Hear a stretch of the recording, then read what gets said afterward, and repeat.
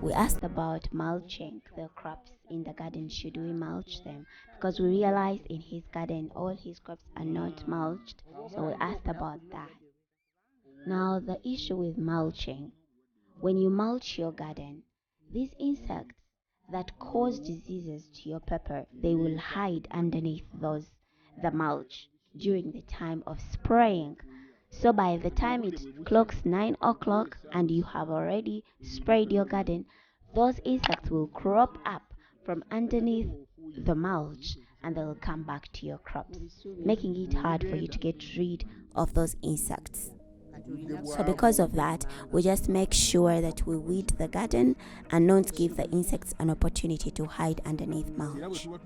When we are spraying, we spray everything that is in this garden. You see these trees, these young trees?